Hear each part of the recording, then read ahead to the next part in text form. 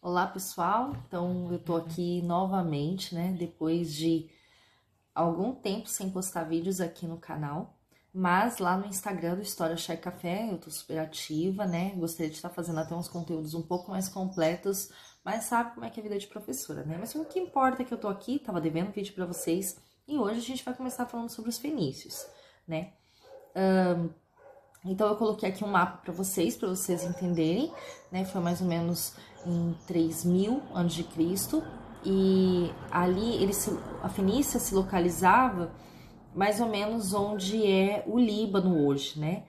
Era uma faixa de terra com mais de 200 quilômetros de extensão entre o Mediterrâneo e os montes do Líbano, com 40 quilômetros de largura, não tendo assim tanta terra fértil ali, como as civilizações do Crescente Fértil, já que apenas uma parte, né, do seu território estava localizada nessa área e o solo era propício para agricultura apenas numa parte, assim, utilizado para produzir mais trigo, videiras, oliveiras, né?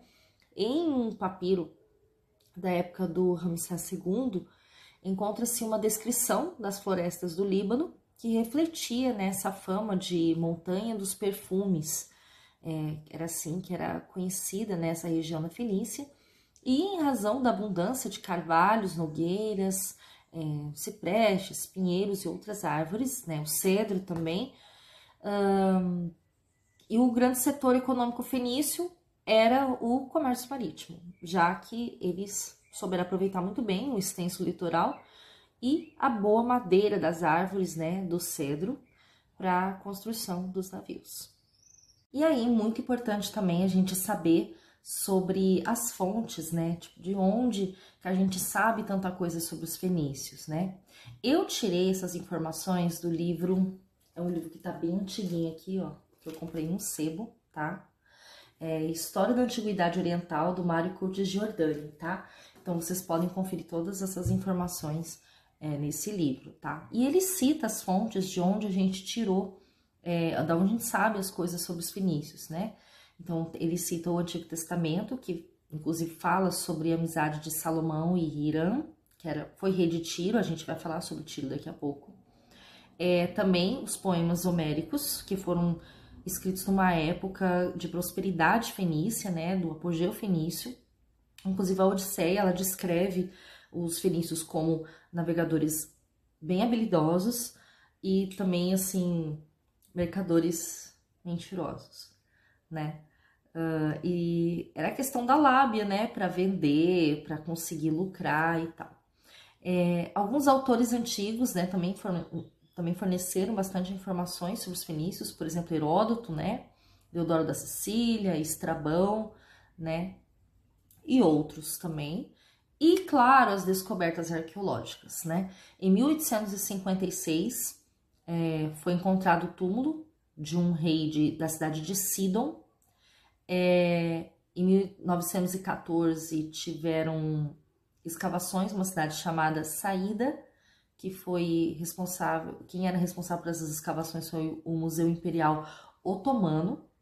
Em 1921, na cidade que foi Biblos, também teve algumas descobertas. Entre 1929 e 1939, conseguiram achar em Ras Shamra, que foi a antiga cidade de Ugarit. Encontraram lá restos de túmulos, objetos de cerâmica, estatuetas e tabuinhas, né, com inscrições cuneiformes. Bastante informações, né?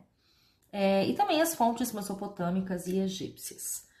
Também foram encontrados muitos escritos em bibliotecas de templos fenícios, especialmente em Ras Shamra, né, onde era a cidade de Ugarit, contendo documentos diplomáticos, administrativos, correspondências comerciais e particulares também, textos mitológicos, hinos, e por terem sido assim escritos em tabuinhas de argila, a conservação foi melhor, né? Não assim ótima, né? Porque foram muitos anos. Mas ao contrário de outras cidades que utilizavam o papiro, as tabuinhas de argila tiveram uma conservação um pouco melhor, né? Os fenícios, Eles também eram chamados de cananeus, né? Em alguns textos a gente tem essa referência. Eles eram de origem semita, né? Porém, eles tinham uma formação étnica bem assim diversa, né? Em razão da fusão com povos como egípcios, os egeus, os assiânicos. Então, eles acabaram se organizando em cidades-estado, tendo governos independentes, provavelmente também pela dificuldade geográfica, que era uma região bem montanhosa, então era bem difícil ali pensar numa unificação das cidades, né? Então, embora não houvesse uma unidade política, eles tinham uma identidade etnocultural, né? Localizadas, por exemplo, no litoral e estendendo os domínios ali para o interior, as principais cidades fenícias foram Biblos, Tiro, Sidon, Ugarit e Beirute, né? Chamado de Berytus também, né? Cada cidade-estado tinha o seu rei, né? E o rei tinha auxílio do Conselho dos Sufetas, que era uma assembleia composta pelos mercadores mais importantes. E aí isso propiciava um governo mais oligárquico do que monárquico, né? Tinha a figura ali do rei, mas quem realmente limitava esse poder do rei era essa oligarquia, né? Então, assim, no século 8 a.C., teve o lance dos assírios, né, conquistarem a Fenícia, e depois foram os babilônicos e os persas, né? O interessante é que os fenícios eles conseguiram manter a sua importância no comércio marítimo, uma situação que só mudou com a dominação do Alexandre Magno e a cultura helenística, o que fez com que a civilização fenícia acabasse desaparecendo e a sua etnia acabasse se misturando, né? Vamos falar agora sobre as principais cidades, né, fenícias. Começando com Biblos, né? Foi desde o terceiro milênio houveram relações entre Biblos e o Egito, especialmente no comércio, né, de madeira, lã, prata e outros produtos.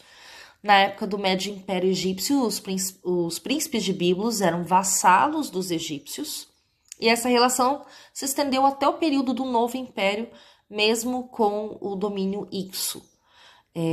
Os documentos dessa época revelam que Biblos e Tiro eram fiéis ao Egito, ao contrário de Aradu, Simira e Sidon, outras cidades fenícias, tá? E o Ugarit se aproximava mais aos hititas. Eu vou preparar um vídeo para falar um pouquinho sobre os hititas, tem pouca coisa ali sobre eles, a gente não costuma estudar muito na escola, né? Mas eu acho bem interessante trazer essas curiosidades para vocês. Mas enfim, outro vídeo, né?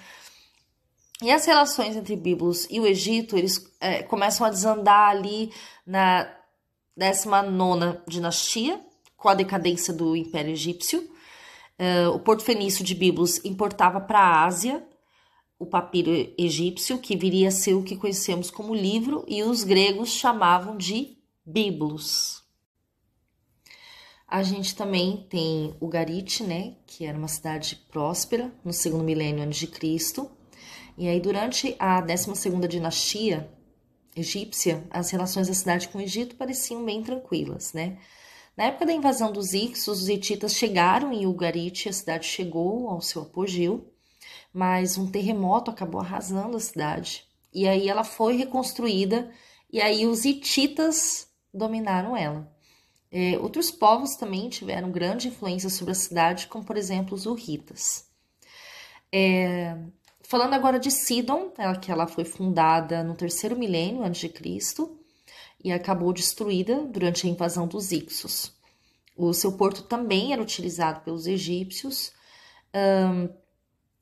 mas assim, Sidon ela é invadida várias vezes por povos marítimos, e só que assim, cada vez que ela é invadida, ela vai evoluindo um pouquinho mais, principalmente com o que sobrou, né, da chamada talassocracia micênica e cretense. O que seria isso? É o domínio dos mares, né? Então, esse comércio que os micênicos, os cretenses vão deixando de ter por outras questões, né, que que seria a história mais deles, que eu acho que em alguns vídeos eu já falei. Os fenícios ali, principalmente o pessoal de Sidon, vai se aproveitando disso, né? Então, eles realizavam comércio com as cidades de Chipre, Rhodes, Creta e as ilhas do Mar Egeu. E, novamente, a cidade é destruída, dessa vez pelo rei de Ascalão, depois ela é reconstruída, só que aí ela cai sob o domínio assírio, a população é deportada por Assarhadão, que constrói a cidade novamente.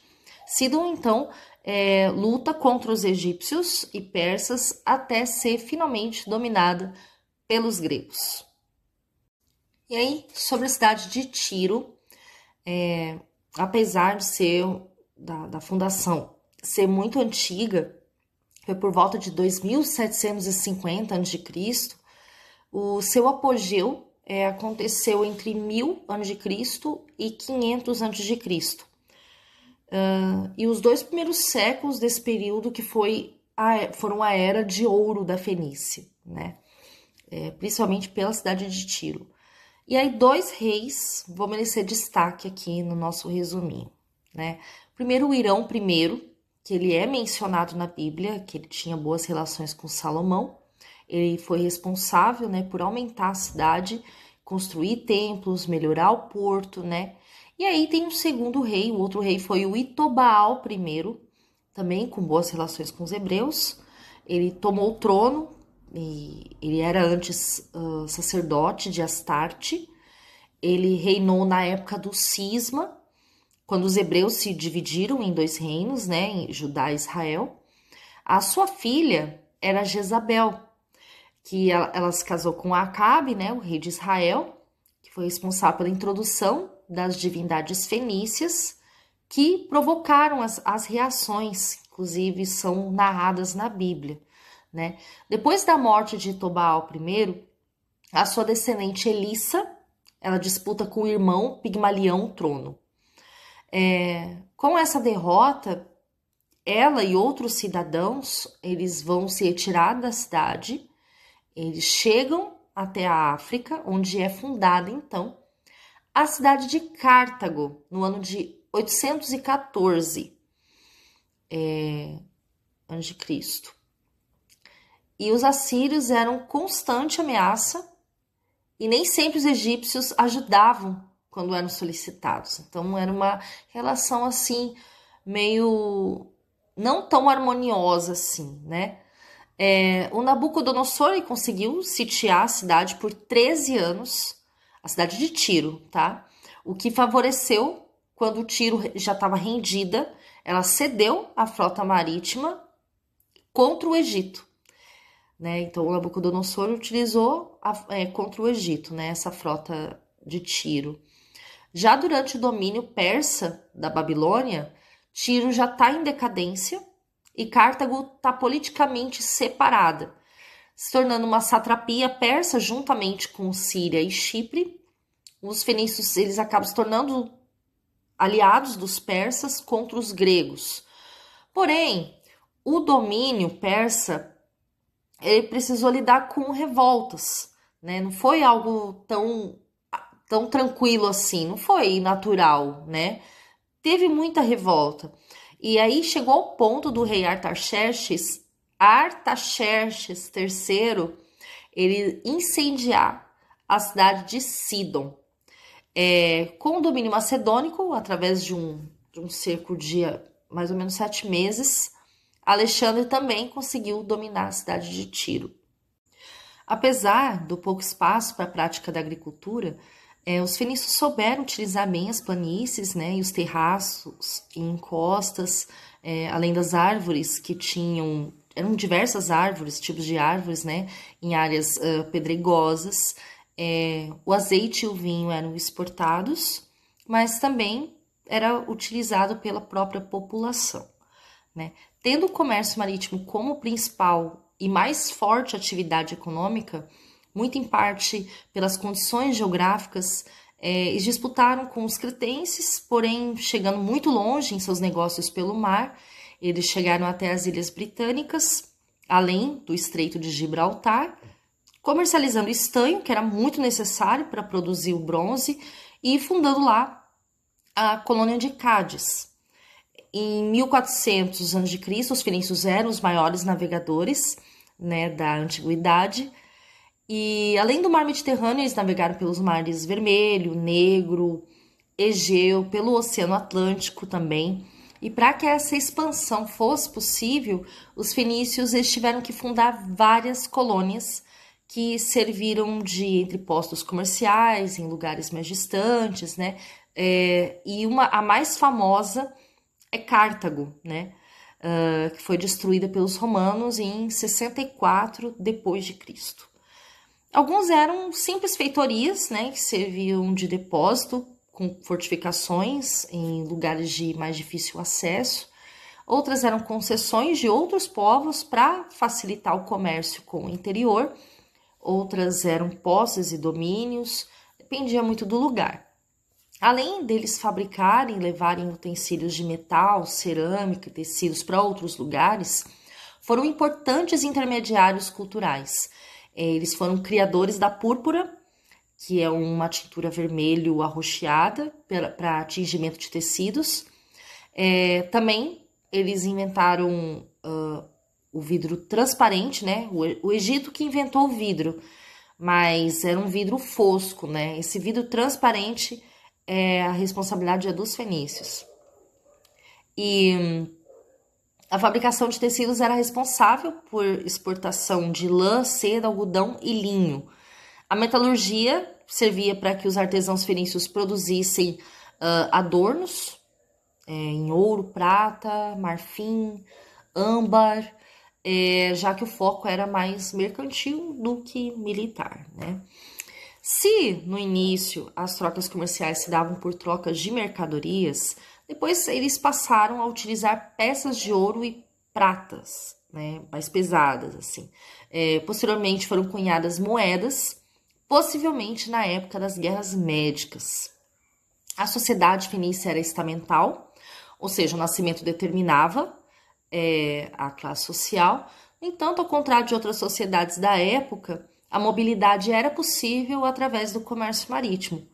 Apesar dessa diferença, a sociedade fenícia era desigual, né? Tendo o rei, os comerciantes, os armadores, que eram construtores de navios, e sacerdotes no topo da hierarquia, seguidos os camponeses e artesãos, e por fim os escravos que trabalhavam os trabalhos de menor prestígio e maior esforço. Já a defesa das cidades fenícias ficava a cargo de militares mercenários sob comando fenício.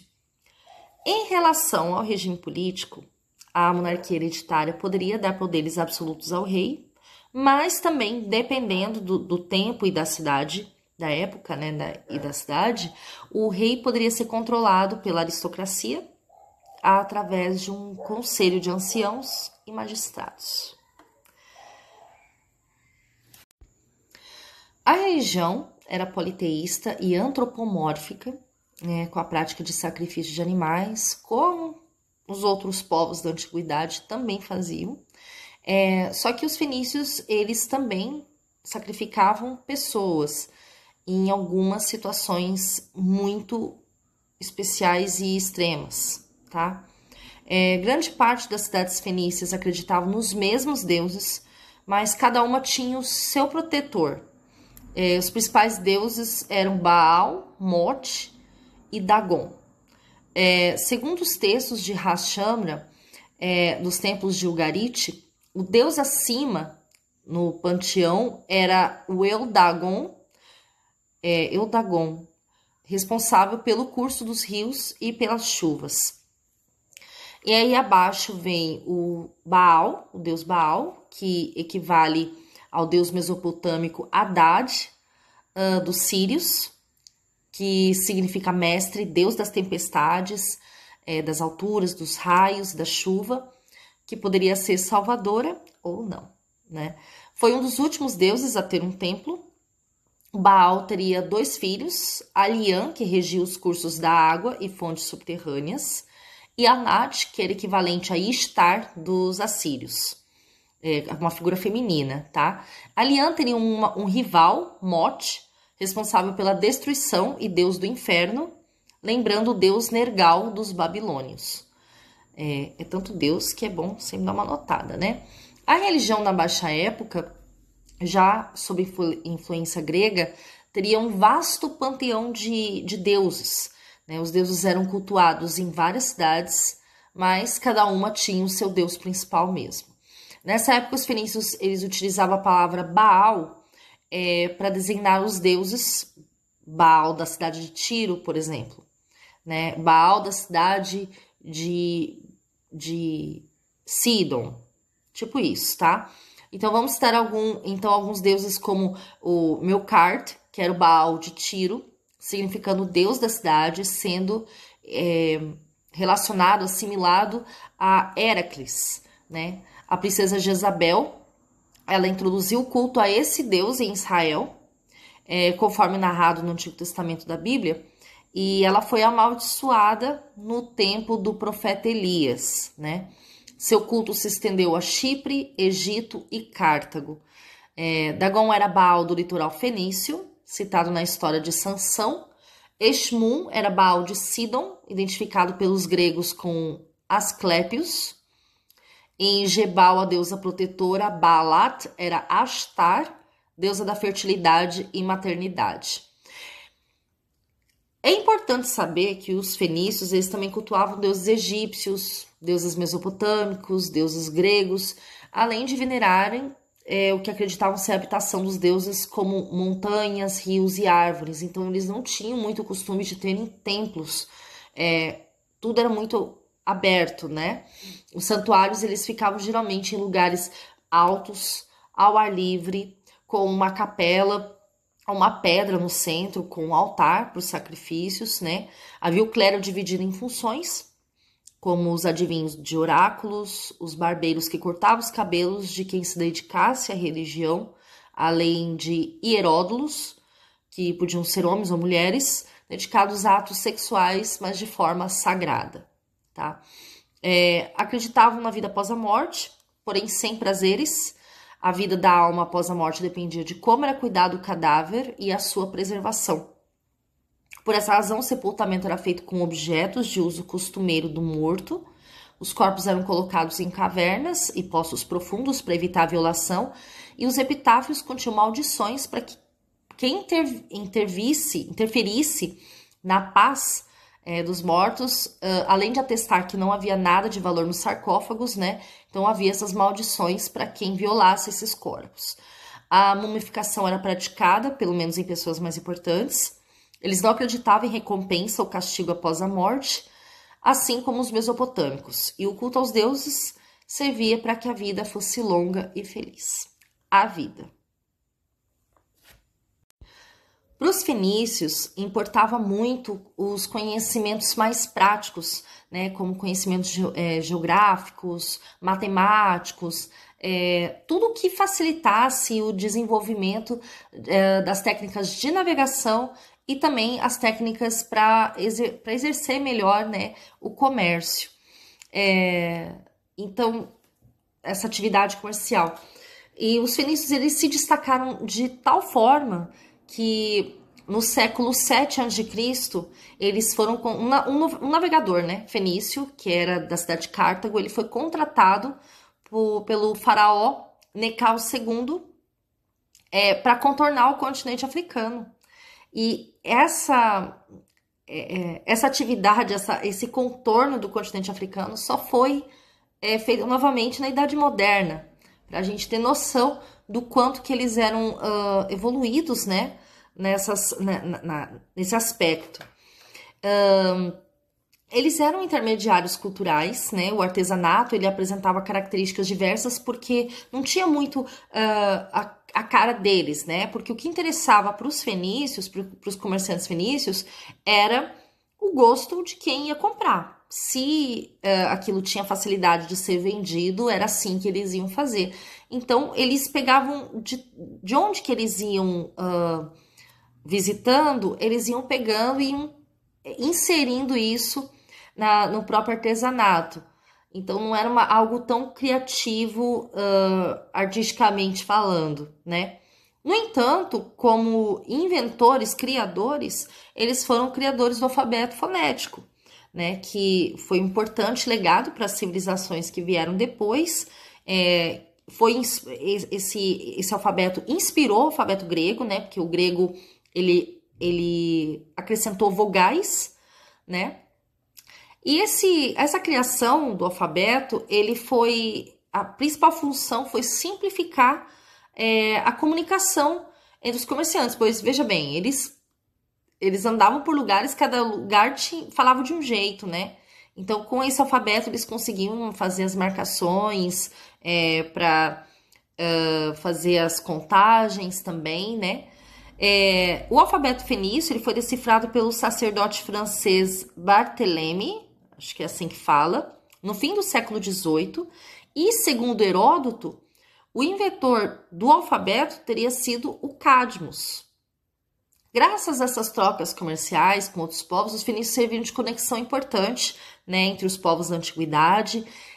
Trocas culturais, religiosas e intelectuais foram feitas, levando inclusive a conhecimentos importantes a outras regiões distantes, né? Num período que hoje tudo é muito rápido, a gente tem a internet, coisa que eu fico lembrando às vezes, quando a gente não tinha internet, quando eu era criança, por exemplo, era tudo pelo telefone, a gente ainda escrevia carta, né? Eu via meus pais escrevendo cartas, né? E aí a gente tá falando da antiguidade, que mal tinha no alfabeto, a escrita propriamente dita, para facilitar, porque cada região escrevia e falava de um jeito. E aí, de repente, os fenícios conseguem fazer essa conexão, né? Importante para a comunicação, né? E facilitar as trocas comerciais, culturais, enfim. Então é isso, para a gente conhecer um pouquinho mais sobre os fenícios. Espero que vocês tenham gostado. Logo mais eu falo sobre Cartago, né? Que também tem uma história interessante, tá bom? É isso, gente. Até a próxima. Espero que agora breve. Tchau, tchau.